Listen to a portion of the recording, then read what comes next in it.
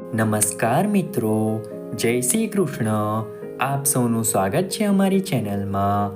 મિત્રો, શરીરના હોય છે 9 દ્વાર.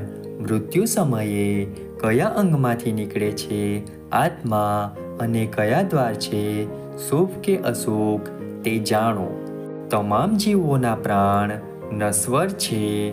પૃથ્વી પર જે કોઈ જન્મે છે તેનું મૃત્યુ પણ નિશ્ચિત છે અને આ એક સત્ય છે જેને કોઈ બદલી શકતું નથી.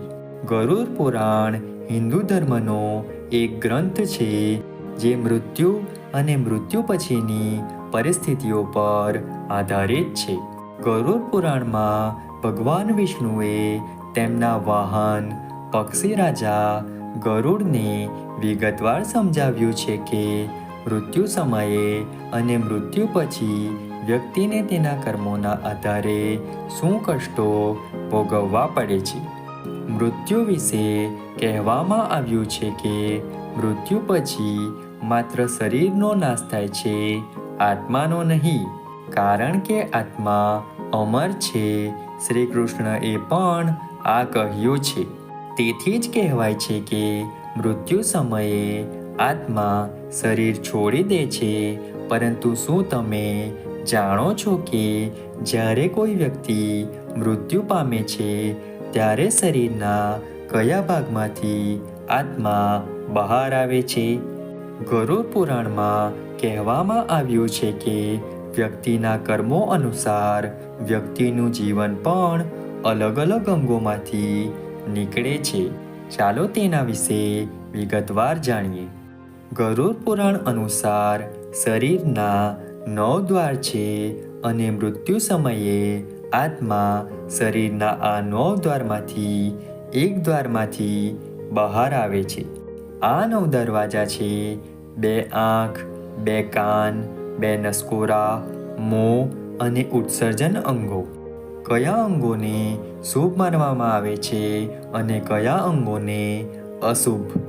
એવું માનવામાં આવે છે કે મૃત્યુ સમયે જે વ્યક્તિની આત્મા આંખોમાંથી નીકળી જાય છે તેની જીવવાની ઈચ્છા વધુ હોય છે અને તે પોતાના પરિવાર સાથે ખૂબ જ જોડાયેલો હોય છે.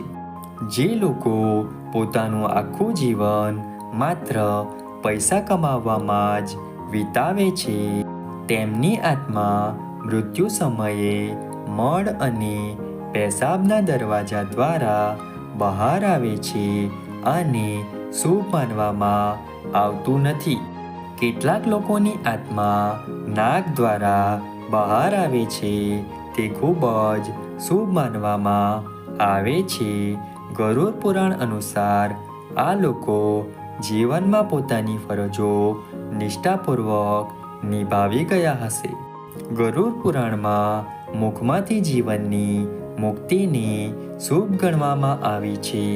જેઓ જીવનમાં ધર્મના માર્ગે ચાલ્યા હશે તેમના પ્રાણ મોંમાંથી નીકળી જાય છે. મિત્રો, આ માહિતી તમને કેવી લાગી કોમેન્ટ કરીને અવશ્ય જણાવશો. વિડીયો ગમ્યો હોય તો વિડીયોને લાઈક કરીને ચેનલને સબસ્ક્રાઈબ અથવા ફોલો કરવાનું ભૂલતા નહીં. ચાલો મળીશું નવા વિડીયો સાથે. ત્યાં સુધી જય શ્રી કૃષ્ણ.